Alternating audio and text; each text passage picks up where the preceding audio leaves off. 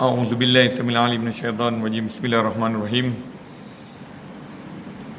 الحمد لله رب العالمين والعاقبة للمتقين ولا عدوان إلا على الظالمين أشهد أن لا إله إلا الله وحده لا شريك له ونشهد أن سيدنا وحبيبنا وقرة أعيننا محمدا عبده ورسوله اللهم صل وسلم على سيدنا محمد الفاتح لما أغلق والخاتم لما سبق ناصر الحق بالحق والهادي إلى صراطك المستقيم وعلى حق قدره ومقداره العظيم تحية مباركة تحية وسلاما السلام عليكم ورحمة الله تعالى وبركاته. InsyaAllah malam ni kita akan sambung pengajian kita menggunakan kitab Petunjuk Tarikat ke Jalan Akhirat yang dinukilkan oleh seorang ulama besar daripada bumi Hadramaut Yaman, iaitu Al-Habib Abdullah Ali Al-Haddad. Pada muka surat apa itu? Manda'a ila hudan mandalla ala.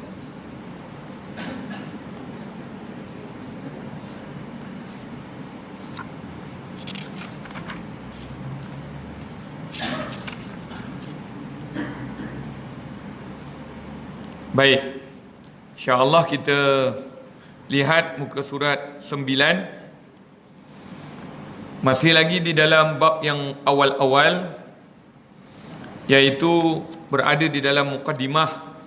Tetapi di dalam mukaddimah itu berkaitan dengan orang yang mengajak manusia kepada Allah dan Rasulnya dan menjauhkan manusia daripada melakukan kesilapan, kesalahan, dosa dan maksiat di sisi Allah Subhanahu Wa Taala, seperti mana di dalam muka surat 9. Mari sama-sama kita mulakan bacaan niat menuntut ilmu Allah Subhanahu Wa Taala. Bismillahirrahmanirrahim. Alhamdulillahirabbil alamin. Allahumma salli ala sayidina Muhammad wa ala ali sayidina Muhammad. Nawaitu at-ta'alluma wat ta'lim. Ni doa, ni niat, bukan doa. Nawaitu at-ta'alluma wat ta'lim wal muzakarata wat tazkir wan naf'a wal intifa' wal ifadah wal istifadah wal hassa ala tamassuki bi kitabillah wa bi sunnati rasulillah wa du'a, ikut saya, wa du'a ilal huda wa dalalah alal khair ibtigha'a wajhillah wa mardatih wa qurbih wa thawabih subhanahu wa ta'ala. Sahaja aku niat menuntut ilmu Allah Subhanahu wa ta'ala untuk mendapat ilmu dan mengungsi ilmu, mengambil manfaat daripada apa yang disebut melalui Al-Quran dan hadis Nabi sallallahu alaihi wasallam, serta doa-doa yang baik dan petunjuk jalan orang-orang yang soleh, semata-mata kerana Allah Subhanahu wa taala, untuk mendapat keredaan Allah Subhanahu wa taala, mendekatkan diri kepada Allah Subhanahu wa taala dan memohon ganjaran daripada Allah Subhanahu wa taala. Itu niat yang kita baca sebentar tadi. Allahumma inna nas'aluka al-afwa wal afiyah wal mu'afati daimah fid din wa dunya wal akhirah wa sallallahu alaihi alhamdulillahi rabbil alamin. Pada malam ini insya-Allah kita akan masuk pada bab jangan berhenti mencela diri. Dalam bab ini berkaitan dengan bagaimana sifat kita apabila kita melakukan kesilapan dan kesalahan pada Allah Subhanahu Wa Taala. Adapun orang yang mengajak orang kepada pintu Allah Subhanahu Wa Taala dan dalam pada itu dia terus mencela dirinya dan menahannya dari berbuat kesalahan serta mendorong diri sendiri untuk tidak melengah-lengahkan amalannya, maka diharapkan dia akan terselamat. Walau bagaimanapun, orang yang berilmu yang tidak mengamalkan dengan ilmunya itu adalah lebih baik keadaannya lebih terpimpin jalannya dan lebih terpuji akibatnya daripada orang yang tidak beramal dan tidak mengetahui. Di sini dia kaitkan dengan orang yang pertama, orang yang mengetahui lalu mengamalkannya. Yang kedua, orang yang mengetahui tidak mengamalkannya.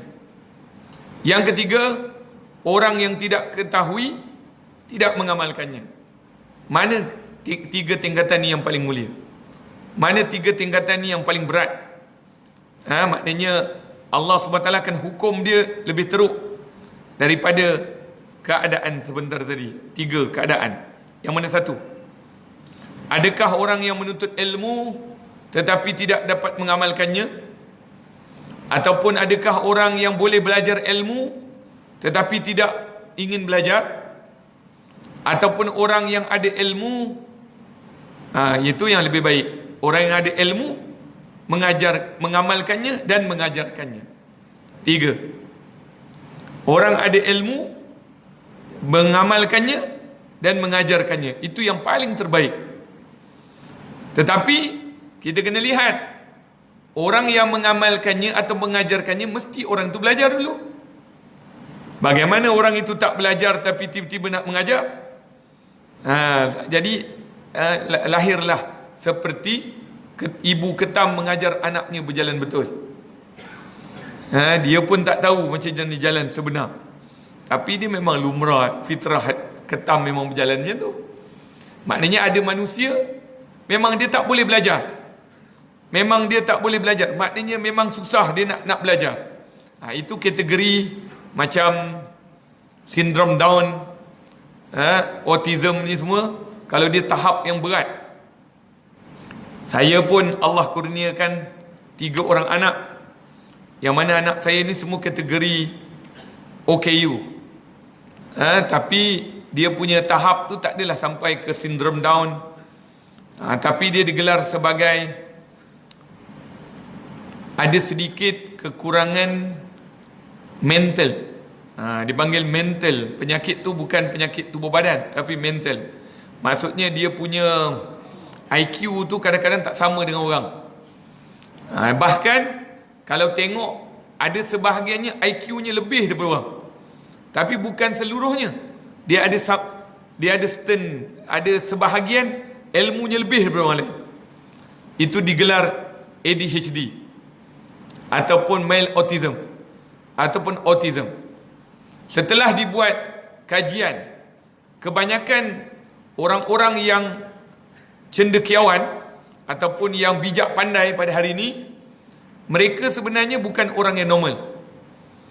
Sebab mereka telah diberikan satu kelebihan, maksudnya kelebihan yang ada kekurangan. Itu penyakit yang dinamakan ADHD, autism, mild autism. Kalau bahagian yang dia mahir tu, orang lain tak boleh nak challenge. Macam anak saya, kalau tentang bahagian planet ataupun bahagian bintang bumi ni semua, bagi dia. Sehingga kan profesor ataupun doktor daripada London datang. Ada satu projek Malaysia buat, dinamakan ATM Space, iaitu UTM Space, daripada Universiti Teknologi Malaysia. Dia panggil 100 student yang ada minat tentang planet ataupun tentang aerospace, tentang Bima Sakti, tentang solar system. Dikumpulkan 100 orang. Maka daripada 100 orang tu tinggal 50 orang. Daripada 50 orang tu tinggal 10 orang. Dan daripada 10 orang tu anak saya. Dan dia di antara orang kedua pertama yang maknanya dipandang oleh pihak universiti. Tapi umurnya baru 12 tahun. Jadi ini cuma kalau kita dapat anak macam ni, mengikut doktor, hati-hati. Sebab tu kita lihat, kalau tuan-tuan tengok video anak-anak yang luar biasa ni, dia besar, kebanyakannya hanyut. Itu yang kita bimbang. Ada di antara mereka yang transgender, ada di antara mereka yang nak kahwin sejantina, sebab mereka ada kekurangan mental. Kalau kita kata hari ni lurus. Sebab tu kalau kita tengok anak-anak, dia ada kategori dia. Kalau anak tu kecil-kecil, dia suka dinosaur. Dinosaur. Dia terlampau suka dinosaur. Dinosaur tu macam tak boleh nak lepas pada dia. Dan dia boleh hafal semua dinosaur. Itu di antaranya. Budak tu kecil lagi. Kalau dapat budak 5 tahun terus pandai susun puzzle, anak saya 1000 puzzle boleh susun tanpa tengok. Lebih kurang dalam 5 minit siap. Jadi itu di antaranya. Tapi adakah anak-anak ini kategori boleh meninggalkan ibadah? Jadi kita tengok kat sini. Selagi mana dia boleh menerima pengajian, maka itu wajib bagi dia. Kalau dia tak boleh, dimaafkan. Sebab dia di antara orang yang telah jatuh taklif. Maknanya kan dalam taklif tu ada 3. Islam, akil, baligh. Naam, ada Islam, ada baligh, tapi tak berakal. Maka tidak diwajibkan. Itu orang yang menuntut ilmu yang tak boleh menuntut ilmu. Itu dimaafkan. Tapi bagaimana kalau orang yang menuntut ilmu, orang yang boleh menuntut ilmu tapi tak belajar? Ni dia. Ni kategori yang lebih teruk daripada orang yang ada ilmu tak mengamalkannya. Ada ilmu sebab dia ada sungguh-sungguh nak belajar. Maknanya dia ada nak belajar. Cuma taufik daripada Allah SWT tak kena pada dia. Dia tak dapat taufik untuk melakukan amalan apa yang dia belajar. Tapi yang masalah yang satu lagi ni, dia ada kudrat, dia ada kekuatan belajar, tapi dia tak nak belajar. Bahkan dia keluarkan hujah pula pada orang-orang yang mengamalkannya ataupun orang yang mengajarkannya. Kenapa tak pergi surau? Kenapa tak pergi masjid? Oh, saya takut nanti kalau saya belajar, saya tak amalkannya. Ini helah manusia je. Dia ingat dia boleh lepas. Sebab dia nak buat alasan. Jangan beralasan dengan agama. Sebab anda boleh belajar, anda tak nak belajar, katanya sebab takut nak beramal. Yang pertama sebelum beramal adalah belajar. Maknanya kalau anda telah meletakkan alasan tak boleh belajar, itu semuanya alasan saja. Menuntut ilmu lebih penting daripada mengamalkannya. Sebab tu orang yang mengamalkannya tapi tak belajar, tak dapat apa-apa. Sebab dia tak tahu apa yang dibuat. Seperti kalhimar yahmil asfara. Seperti himar, dongki, keldai yang berjalan bawa barang, bawa tunggangan, tapi dia tak tahu apa yang dibawa. Jadi sebab tu tingkatan pertama belajar. Selagi mana boleh belajar, belajar. Selagi mana boleh menuntut ilmu, menuntut ilmu. Jangan pula datangkan yang kedua, yang ketiga. Oh, saya takut nanti kalau saya belajar, nanti saya kena ajar orang. Itu belum lagi. Itu tahap ketiga. Tahap kedua, dah belajar, cuba amalkannya. Jangan pula datangkan alasan, oh saya tak nak belajar sebab saya takut saya tak beramal. Ini permainan kamu ya. Sedangkan menuntut ilmu itu adalah wajib bagi orang Islam. Talabul ilmi faridatun ala kulli muslimin wa fi riwayah wa muslimah. Menuntut ilmu itu wajib bagi orang lelaki muslim dan orang lelaki perempuan muslim. Macam mana anda tiba-tiba kata, oh tak ada, saya takutlah belajar, nanti saya tak boleh mengamalkannya. Itu semua alasan dia. Bak kata pepatah Melayu, hendak 1000 daya, tak nak 1000 dalih. Oh, macam mana saya nak pergi jauh? Kalau ada keinginan kamu punya semangat nak belajar ke, nak hadir ke apa saja program yang anda berminat, anda akan sampai walaupun 1-2 hari. Tapi bila menuntut ilmu, anda gunakan alasan. Ini helah. Madah berhelah. Jadi sebab tu menuntut ilmu ini, pertama sekali Allah SWT turunkan wahyu pertama kepada Nabi sallallahu alaihi wasallam, Iqra bismi rabbikal ladzi khalaq, khalaqal insana min 'alaq, Iqra wa rabbukal akram, alladzi 'allama bil qalam, 'allamal insana ma lam ya'lam. Kan terang-terang. Wahyu pertama Allah turunkan apa dia? Adakah Allah suruh wallazina amanu wa amilus solihat? Adapun orang-orang yang beriman itu perlu beramal soleh? Belum lagi. Ayat wahyu yang pertama, Iqra bismi rabbikal ladzi khalaq. Bacalah wahai Muhammad demi Tuhanmu yang menciptakan. Apa maknanya? Belajar. Iqra bismi rabbikal ladzi khalaq, khalaqal insana min 'alaq, yang menciptakan kamu daripada segumpal daging, segumpal darah. Khalaqal insana min 'alaq, Iqra wa rabbukal akram. Bacalah demi Tuhanmu yang memuliakan kamu. Iqra wa rabbukal akram, alladzi 'allama bil qalam, yang mengajar kamu tentang pena. Pen lah. Kalau kita belajar hari ini, kalau kita lihat dalam zaman dulu, kalau nak menulis tu dia ambil arang kayu. Arang kayu. Ada satu tempat dekat Singkiti. Singkiti ni dekat area Afrika sana. Masih ada lagi pengajian macam tu. Dia bawa semata-mata apa nama tu? Papan hijau ke papan putih ke papan hitam ke? Papan hitam. Setiap student dia ada papan hitam sendiri. Papan hitam.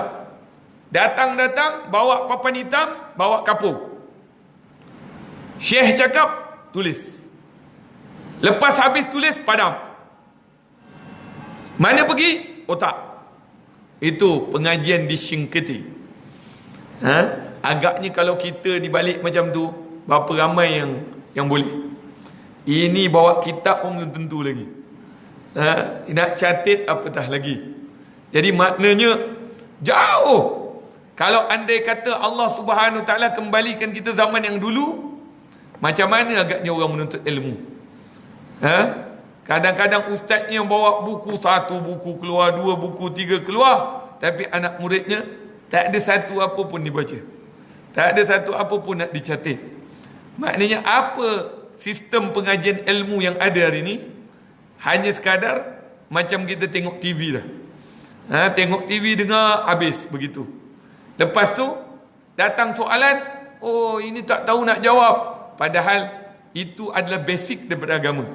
Itu benda-benda yang benda yang telah diulang berulang kali. Jadi sebab itu kita lihat dalam menuntut ilmu perlu ada belajar. Kemudian dengan belajar itu ada amal. Bila amal baru boleh mengajar. Dia sebutkan dalam satu riwayat, man allama summa amila wa allama fanadal azim min malakutis sama, Allah yaghfar lakum, atau kama qala Nabi SAW. Disebutkan dalam satu riwayat, barang siapa yang belajar kemudian mengamalkannya, kemudian mengajarkannya, maka akan didengar daripada makhluk di langit, akan memberikan panggilan yang besar, agung kepada orang-orang yang melakukan sedemikian. Sesungguhnya Allah telah mengampunkan kamu dan Allah telah mengangkatkan derajat kamu. Sebab tu dalam firman Allah SWT, Allah SWT sebut, yarfa'illahu alladhina amanu minkum walladzina utul ilma darajat. Allah mengangkat derajat di antara kamu dua. Siapa? Orang yang beriman di antara kamu. Maknanya orang yang beriman dengan tak beriman lain. Walaupun keretanya besar, walaupun rumahnya besar, walaupun pangkatnya besar, walaupun gajinya besar, walaupun kedudukannya besar, tapi kalau dia bukan beriman kepada Allah, dia tak sama dengan orang yang beriman kepada Allah. Walaupun orang yang beriman kepada Allah, tak ada apa-apa. Tak ada apa-apa. Tak ada gaji, tak ada kereta besar, tak ada rumah besar, tak ada pangkat besar, tak ada jawatan besar, tapi dia beriman kepada Allah, tinggi derajat di sisi Allah Subhanahu Wa Taala. Begitu juga orang yang menuntut ilmu. Orang yang menuntut ilmu dengan orang yang tak menuntut ilmu tak sama. Qul hal yastawi alladhina ya'lamuna wal ladzina la ya'lamun? Katakanlah wahai Nabi Muhammad SAW, adakah sama orang yang menuntut ilmu dengan orang yang tak menuntut ilmu? Sama ke? La yastawun. Tak sama, sama sekali. Maknanya kalau kita di kalangan orang yang belajar, walaupun tak ada orang kata apa, tak ada kesungguhan ke, ataupun tak ada kitab ke, ataupun tak ada catatan ke, yang penting kita masuk di antara orang yang menuntut ilmu. Alhamdulillah lah.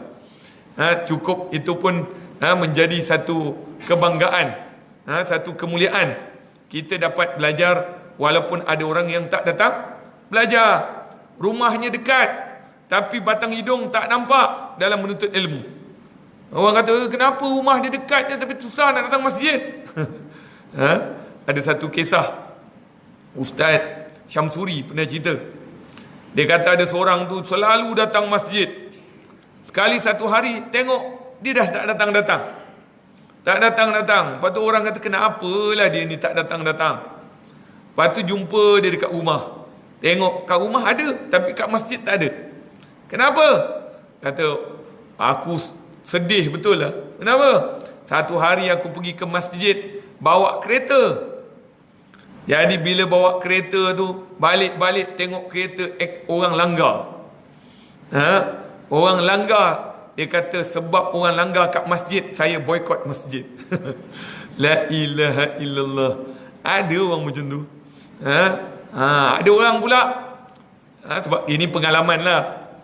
Dulu kalau masa dia jadi jawatan dekat masjid, dia pengurusan masjid, memang dia susun kita punya jadual ke apa, kita kalau datang memang dia ada. Tapi bila pengurusan dah tukar, mana pula dia dah lama tak pernah tengok. Sekali sampai jumpa, dah lama jumpa balik, ada lagi sini tuan, saya ingat dah pindah dah. Oh ada. Kenapa tak nampak kat masjid? Oh saya dah tak solat kat masjid dah. La ilaha illallah. Kenapa? Saya pergi solat jauh sikit. Itu kenapa katnya? Sedangkan rumahnya dekat dengan masjid. Masa dia jadi pengurusan masjid tu, rumah dia dekat dengan masjid. Kenapa? Apa masalahnya? Adakah boykot dengan pengurusan masjid ataupun boykot dengan rumah Allah? Hati-hati tu. Sibuk dengan nak kejar jawatan, nak kejar pangkat, rumah Allah sebelah rumah tak datang. Jangan pandang pada pengurusan, tapi pandang pada rumah Allah. Ini sibuk pandang orang punya jawatan, punya kuasa. Ni sampai hari ni.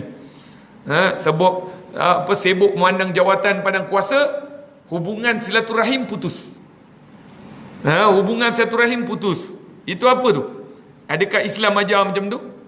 Adakah Islam ajar kita gaduh dengan pengurusan ke, gaduh dengan persatuan ke, gaduh dengan parti ke, sehingga memutus tali persaudaraan, tali silaturahim, abang kumpulan lain, adik kumpulan lain, abang persatuan lain, adik persatuan lain, abang parti lain, adik parti lain, lepas tu putus saudara, putus silaturahim. Siapa ajar? Adakah Islam ajar macam tu? Jadi kita tengok hari ini yang penyakitnya bukan ilmu, penyakitnya adalah hati. Hati manusia yang sakit. Bila sakit, dia bukan datang ilmu tu, emosi. Emosi yang lebih. Sebab tu saya pernah cerita, dulu masa saya belajar kat Mesir dulu, elok-elok ada orang datang nak bawa apa, bawa bantuan, tapi dia orang yang datang tu kumpulan lain lah. Kumpulan lain, cara mudah cakap parti lain lah, datang untuk bantu anak-anak yang belajar di Al-Azhar Mesir. Masa tu saya ada dekat airport. Turunlah fulan tu, hamba Allah tu, dah meninggal dunia dah. Turun bawa beg Jasbon, maknanya dalam tu mesti duit, apa, bantuan. Dalam perbualan kami semua ada yang kata boykot apa, maknanya jangan berbual dengan dia. Dan taklah tuan tu datang ke, menteri tu datang ke, datang turun. Orang datang daripada jauh, datang daripada Malaysia, nak tengok anak-anak Malaysia. Tiba-tiba datang turun, Assalamualaikum. Masing-masing buat hal tak ada, macam tak ada apa-apa. Macam orang tu datang tunggul. Hulur tangan tak hulur tangan. Sampai hulur tangan tak hulur tangan. Ini Islam ajar. Hulur tangan tak hulur tangan. Sibuk, masing-masing sibuk. Bukan sibuk, membuat sibuk. Membuat sibuk. Last sekali, saya yang diajar oleh guru saya, Islam itu memberikan keselamatan pada semua orang, khususnya Islam sama Islam. Tiba-tiba dia datang, dia kata Assalamualaikum. Waalaikumsalam warahmatullahi. Tak pasal-pasal saya pun kena boykot juga. Padahal saya jawab hukum Islam. Mana nak letak jawapan? Orang beri salam, kita diam. Tolong jawab dengan hukum Islam. Adakah hukum Islam kata beri salam, orang tu bukan kafir, orang Islam? Anda dengar telinga anda orang beri salam, Assalamualaikum. Tak ada apa-apa. Orang hulurkan tangan. Belajar di Mesir. Sebab tu hari ini bukan ilmu, yang sakitnya adalah hati. Hati sakit bawa ke emosi. Lepas itu dalam sabda Rasulullah sallallahu alaihi wasallam, man an asya lisanahu haqqan ya'malu bihi man ba'dahu ujriya alaihi ajruhu ila yaumil qiyamah. Barang siapa yang menghidupkan lisannya dalam kebenaran yang dibuatnya oleh orang yang datang sesudahnya. Faham tak? Maknanya orang Melayu kata bercakap benar walaupun pahit sekalipun. Itu sebenarnya hadis. Qulil haq walau kana murran. Berkatalah benar walaupun ia pahit sekalipun. Itu Rasulullah ajar. Qulil haq ala amamil ala amamil jair zalim. Berkatalah benar di hadapan pemimpin yang zalim. Siapa berani? Itu kata Nabi sallallahu alaihi wasallam. Siapa mampu bercakap di hadapan raja yang zalim, pemimpin yang zalim, bercakap yang benar. Itu kata Nabi sallallahu alaihi wasallam, itu orang yang terbaik. Kalau sekiranya dia mampu untuk bercakap dengan kebenaran. Lepas tu kalau kita ingat ada satu kisah berlaku kepada, kalau tak silap saya ambil cerita ni daripada apa, la ilaha illallah, Allahumma shalli. Siapa? Allahumma shalli. Dia hari ni jadi menteri ya. Tun apa dulu dia pendakwah. Pendakwah dekat TV. Lepas tu dia masuk politik. Siapa nama? Allah lupa pula namanya. Tapi dia cerita begini. Dia kata dulu satu hari ada seorang raja di zaman raja itu, iaitu Khalifah Harun Abdul Aziz. Bukan. Khalifah Harun Ar-Rashid, bukan. Khalifah, Allahumma selamat. Siapa tu? Sayyidut Tabi'in. Allahumma selamat. Siapa? Harun Ar-Rashid. Hasan Al-Basri. Hasan Al-Basri. Hasan Al-Basri datang ke rumah seorang ulama besar ataupun seorang wali Allah Subhanahu taala namanya Ibrahim bin Adham. Datang ke rumah. Jadi masa dia datang tu, dia datang dengan ramainya jemaah. Maksudnya ialah orang kata orang VIP ni kalau datang mana ada datang seorang. Dia mesti bawa escort dia, bawa jemaah, bawa. Sekali bila sampai niat nak ziarah, ziarah ulama wali ni. Jadi bila dia nak ziarah, wali tu terus kata, tuan, kalau nak masuk jangan masuk ramai-ramai, cukup anda seorang, roboh rumah saya. Macam cerita Piramli lah. Cerita Piramli apa? Nujum 4 belalang. Nujum 4 belalang. Masa dia punya anak tolong dapatkan binatang kena curi. Kan? Binatang kena curi, dia pun bawa balik jumpa bapak dia. Bapak dia dah lah tidur itu. Pemalas ni orang. Tapi tengok, lagu dia bagus. Kebetulan lah sekali dapat kahwin jadi menantu raja. Kan? Datang. Apa kau buat ni belalang? Pak, saya saya ada idea. Apa idea? Bapak jadilah nujum. Nujum. Kata apa, dapat tahu lembu dengan kambing. Dia kata, kau ni pandai sangat lah belalang. Kau bawa balak. Bukan balak, Pak.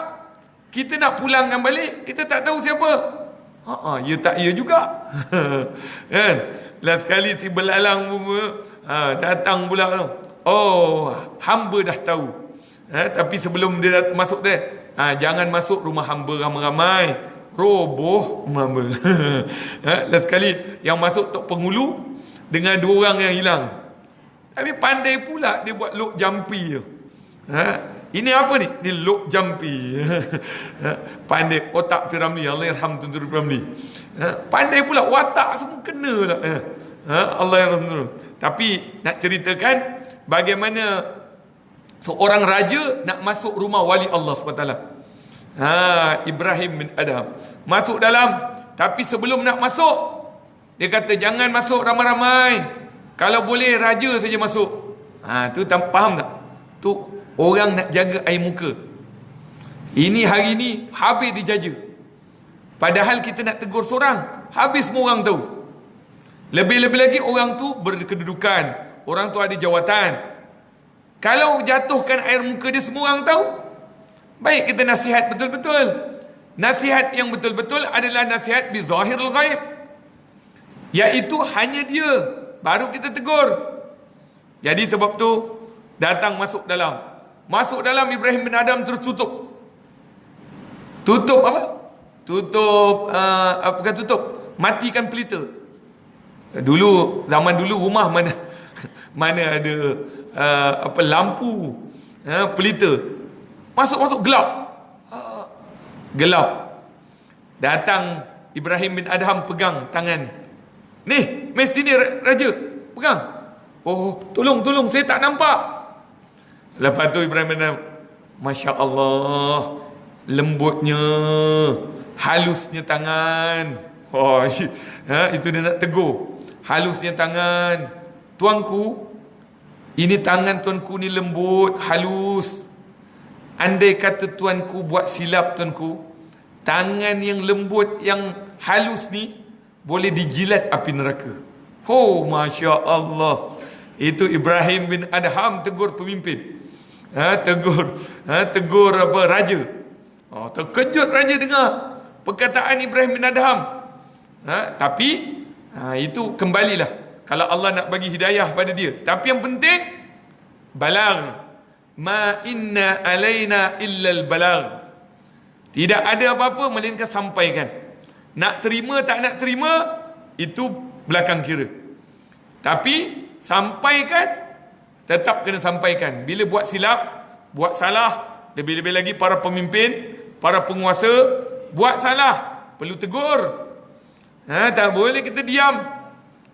Sebab kita takut kita nanti musyarakan lahu, kita kongsi dengan dia. Sebab kita tahu dia buat salah, tegur dengan dia. Kenapa tak boleh tegur? Dia pun hamba Allah Subhanahu Wa Taala yang perlu ditegur. Baik. Di dalam bab ini akhirnya dikatakan perlulah kita mengambil manfaat daripada apa yang pernah kita pelajari. Kita ambillah ilmu itu, walau bagaimanapun kita boleh mengamalkannya walaupun sedikit. Ada orang dia kalau boleh nak amalkan semua, dah belajar semua nak amalkan, belum tentu. Tapi ada kaedah yang dikatakan, man lam yudriku kulluh wala yutraku kulluh. Apa-apa yang tak boleh dilakukan pada semuanya, jangan tinggalkan semuanya. Itu kaedah. Kalau kita dah belajar, ada orang belajar banyak, kitab ni belajar, dengan guru ni belajar, sampai dia takut, banyaknya belajar tapi amalnya tak. Ambil kaedah, man lam yudriku kullu la yutraku kullu. Apa-apa yang didapati, apa yang tidak boleh dilakukan semuanya, jangan tinggalkan semuanya. Maknanya buatlah apa yang boleh kita lakukan. Azan dia masuk sebab kita masuk fasal yang baru, perihal keyakinan. Ni keyakinan ni nanti ada masuk dalam tiga bahagian. Dipanggil ilmul yakin, ainul yakin, hakul yakin. Ni tiga ni kena tahu ni. Ingatlah bahawa keyakinan itu penting. Wahai saudaraku yang kucintai, sahibul kitab. Jarang dapat kitab macam ni tuan-tuan.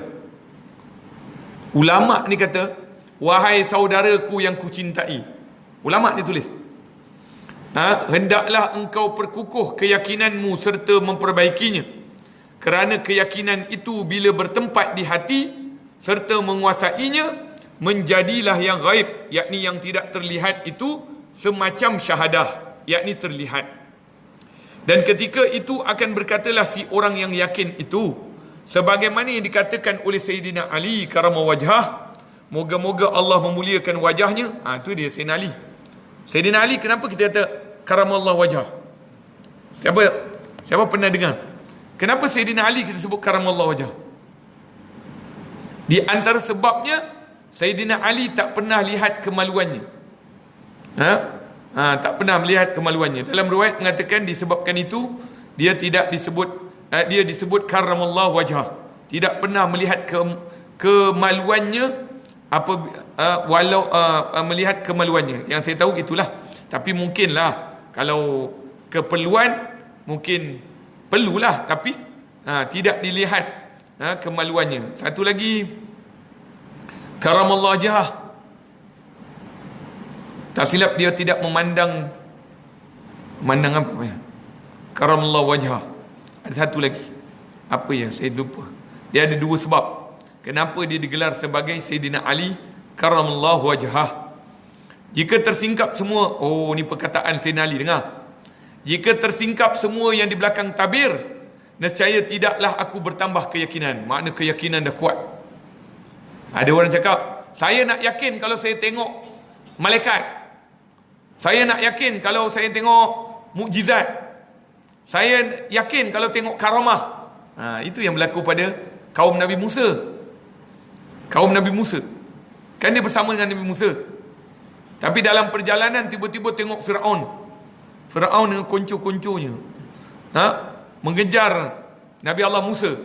Allah kata, ya Musa, lemparkan idrib bi'asakal hajar fambajasat min husnata asyrata aina qad alima kullu unasim mashrabahum.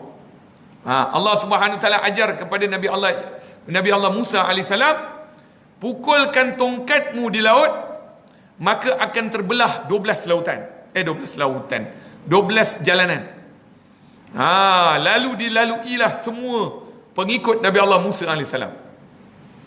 Masa dah lalu, Fir'aun nampak, macam mana ni? Dikatakan laut tu terbelah berapa tinggi manusia boleh lalu. macam bangunan, lalu semua jemaah Nabi Allah Musa AS. Agak-agak kita lah kalau tiba-tiba berlaku macam tu kat kita, macam mana agaknya iman kita? Nampak mukjizat yang Allah berikan kepada Nabi Allah Musa AS. Ada muazzin.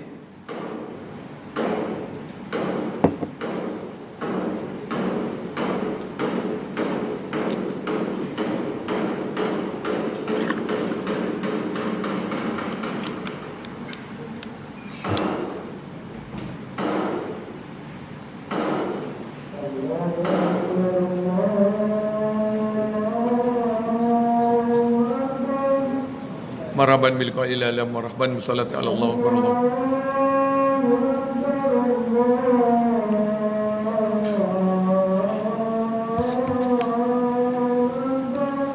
Allahu akbar Allahu akbar.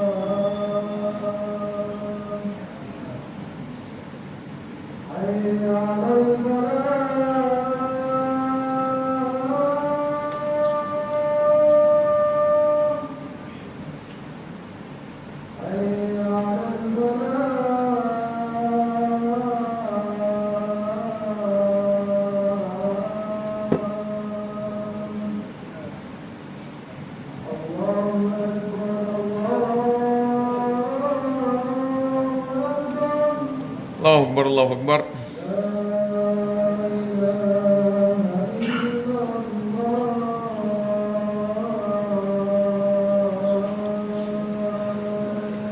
La ilaha illallah Muhammadur Rasulullah sallallahu alaihi wasallam taslima. Allahu akbar li da'wati tamma wa salatul qa'imah. Hadi sayyidina Muhammadin al-wasilata wal fadila wa syaraf wa darajatal aliyata rafi'ah wa ba'sul maqamal mahmudan alladhi wa'ata innaka la tukhliful mi'ad. Baik, kita ambil sikit lagi sambungan daripada kisah Nabi Allah Musa AS. Ketika mana Nabi Allah Musa AS sudah selamat daripada Fir'aun. Fir'aun yang mengejar Nabi Allah Musa AS, bila melihat apa yang berlaku pada Nabi Musa, dia melihat dengan rasa gerun, tetapi dia tetap pergi masuk ke dalam laut.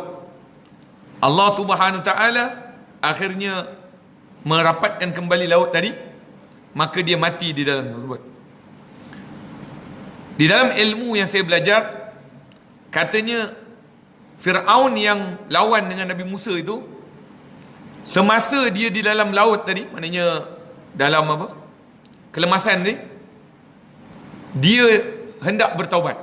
Maknanya dia mengaku, tetapi tak sempat. Kenapa tak sempat?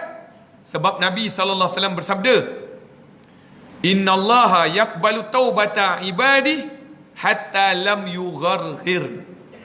Atau kama qala Nabi SAW, sesungguhnya Allah Subhanahu Ta'ala menerima taubat hambanya selagi mana nyawa tak sampai ke kerongkongan. Maknanya dah sampai nyawa kerongkongan baru nak minta maaf, minta taubat, la yatub, takkan diterima taubatnya. Itu mengikut ilmu yang saya belajar. Sebab Firaun dah takut. Sebab tu siapa pernah tengok Firaun yang lawan Nabi Musa tu? Pernah tengok? Ada dokumentari tu. Macam mana Firaun yang lawan dengan Nabi Musa? Dia macam tu. Maknanya dia bukan macam Firaun yang lain. Dia tak mampu, dia tak boleh nak ni. Dia memang macam tu. Dia gerun, dia takut. Tengok bila Allah tunjukkan kekuasaan dan kebesaran. Tak ada siapa pun boleh menandingi, tak ada siapa boleh lawan. Kalau Allah tunjukkan, tak ada siapa. Walau anda besar mana pun, pangkat, kekuatan, kekuasaan, kuasa mana, tak boleh.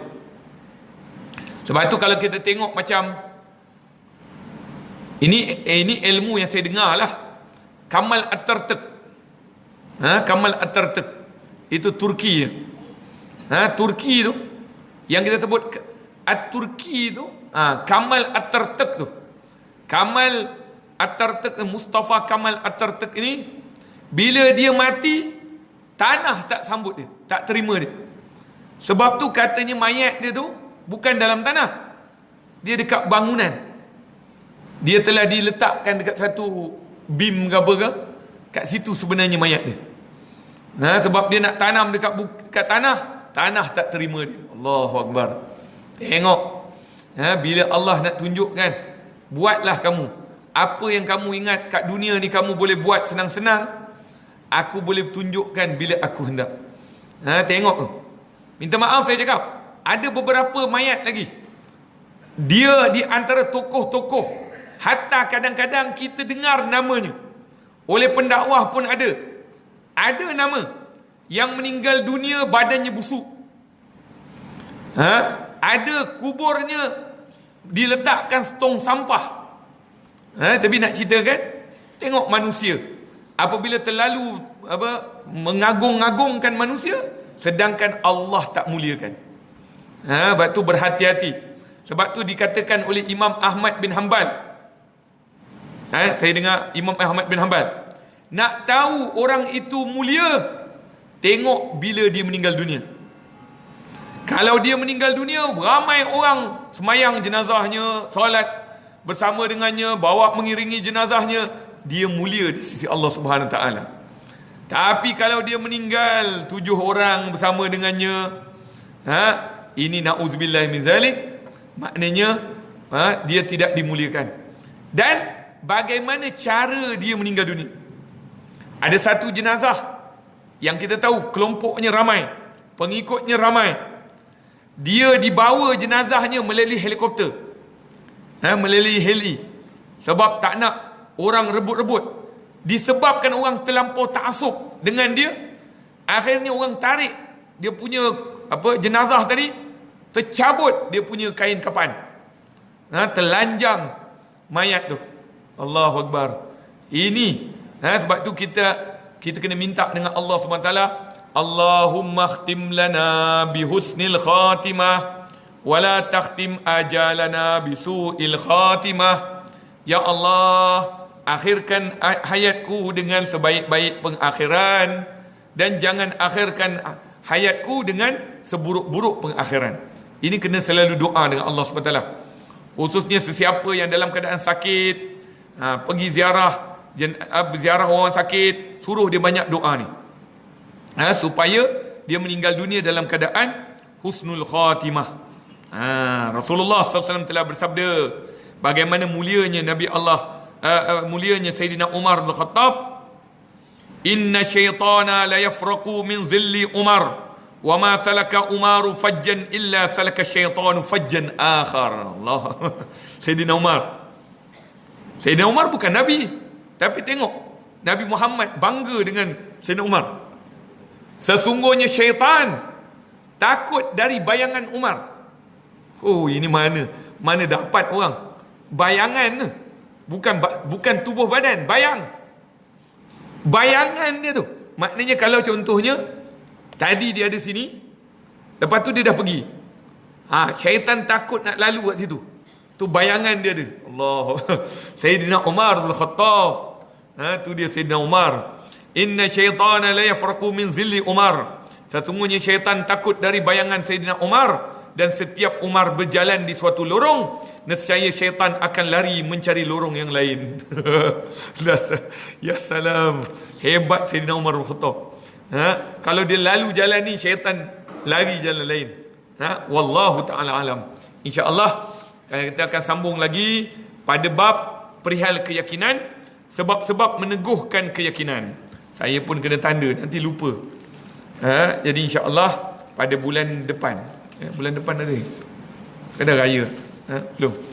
Perihal keyakinan, sebab-sebab meneguhkan keyakinan. Wallahu taala alam bisawab. Allahumma inna nas'aluka al-'afwa wal 'afiyah wal mu'afata da'ima fid din wa dinil akhirah. Rabbana atina fid dunya hasanatan wa fil akhirati hasanatan wa qina adzabannar. Wa sallallahu wasallam alhamdulillahi rabbil alamin. Ayahanda bunda, tuan-tuan dan puan muslimin muslimat rahimakumullah.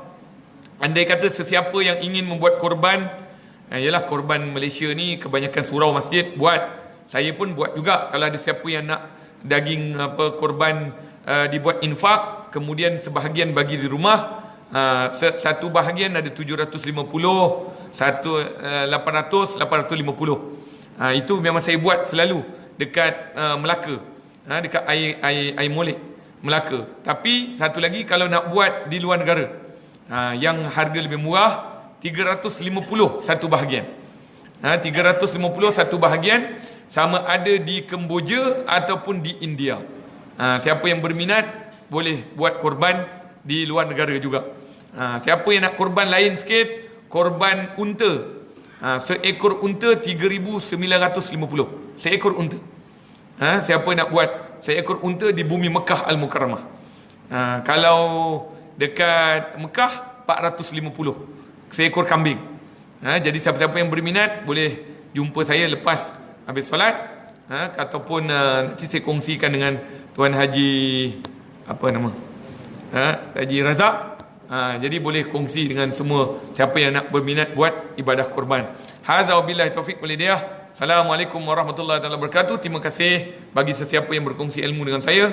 Hadza wabillahi taufiq wal hidayah. Assalamualaikum warahmatullahi wabarakatuh.